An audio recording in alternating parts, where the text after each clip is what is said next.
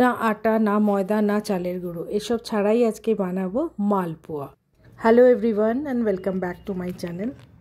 আমাদের রোজ যেমনই ভাত, রুটি, ডাল, তরকারি লেফট ওভার থেকে যায়, তেমনই ব্রেড যখন 2-3 দিন থেকে যায়, পুরনো হয়ে যায়, তখন আর সেটাকে আমাদের খেতে ভালো লাগে না। তখন আমরা সেই ব্রেডটা দিয়ে এভাবে ব্যবহার করব আর বানাবো একটা দারুণ রেসিপি। প্রথমে ব্রেডগুলোকে ছোট ছোট টুকরো করে নেব, সেটা কেটেই হোক বা হাত দিয়ে এইভাবে ছিঁড়েই হোক, আমরা টুকরো করে নেব। তারপর এগুলোকে আমরা একটা গ্রাইন্ডার জারে দিয়ে খুব ভালো করে গ্রাইন্ড করে এটার ব্রেড ক্রাম্বস বানিয়ে নেব। এভাবে ব্রেড ক্রাম্বস বানানোর পর আমরা এটাকে যদি একটা শুকনো প্যানে একটু ভেজে রেখে দিই, সবসময় ওটা আমরা ইউজ করতে পারবো যে কোনো ফ্রাইয়ের কোটিং করার জন্য। তো আজকে আমরা ব্রেড ক্রাম্বস দিয়ে বানাবো হচ্ছে মালপোয়া, সেই জন্য আমরা আজকে ব্রেড ক্রাম্বসগুলোকে ডাইরেক্ট ইউজ করব।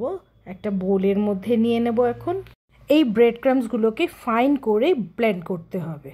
এবার এর মধ্যে দিয়ে দেব 2/3 কাপ, তার মানে হচ্ছে বড় টেবিল চামচের 3 চামচ সুজি। 1/4 কাপ দিয়ে দেব চিনি। চিনিটাকে আমি পিষে গুঁড়ো করে নিয়েছি যাতে এটাতে তাড়াতাড়ি ইজিলি ডিজলভ হয়ে যায়। এবার 1/4 কাপ মিল্ক পাউডার দেব আর দেব 1 চুটকি নুন।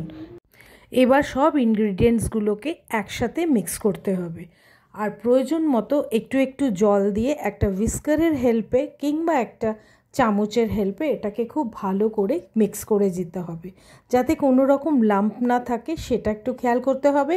করে ভালো করে এটাকে একটু একটু জল দিয়ে দিয়ে একটা আমাদেরকে মিক্সচার বানিয়ে নিতে হবে। মালপোয়া তো আমরা সবসময় চালের গুঁড়ো কিংবা ময়দা দিয়ে বানাই, কিন্তু আজকে আমি একদমই আলাদাভাবে বানাবো এই মালপোয়াটা। খেতে দুর্দান্ত আর ভেতরটা ভীষণ সুন্দর নরম আর ওপর দিয়ে একটু ক্রিস্পি। এত টেস্টি, এত সুন্দর এই ব্রেড ক্রাম্বস দিয়ে যে মালপোয়া হয়, না বানালে কিন্তু একদমই বুঝতে পারবেন না। এবার এটাকে আমি কিছুক্ষণ রেস্টে রেখে দিয়েছি, তারপর এটাকে আরেকবার ভালো করে মিক্স করে নেব। সুজিটা কিন্তু সোক হয়ে গেছে খুব ভালো করে, আর ব্রেড ক্রাম্বসটাও বেশ ভালো করে সফট হয়ে গেছে। এবার আমরা একসাথে সব মিক্স করে নিয়ে এর মধ্যে দিয়ে দেব একটু ডেসিকেটেড কোকোনাট দিয়েছি, এটা ফ্রেশ কোকোনাটও ইউজ করা যেতে পারে, 1/4 কাপ।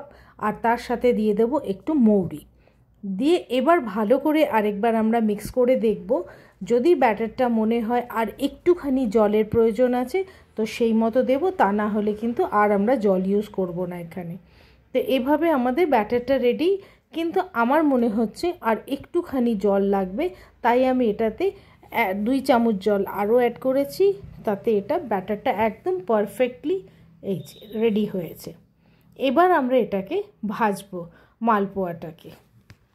তেলটাকে গরম করে নেব। আমরা কিন্তু মিডিয়াম হট অয়েলের মধ্যে কিন্তু এখন ব্যাটারটাকে দেব। এটা আমি লম্বা শেপ করেছি, প্রয়োজন মতো নিজের ইচ্ছে মতো শেপ করতে পারেন, গোলও করতে পারেন। তো এবার আমরা এটাকে দিয়ে কিছুক্ষণ ওয়েট করব, যতক্ষণ না এটা নিজে থেকেই ছেড়ে ওপর দিকে তেলের উপরে ভাজতে শুরু করে। তখন আমরা এটাকে পাল্টে দেব, দিয়ে ওই পাশটাও আমরা আবার ভালো করে ভেজে নেব।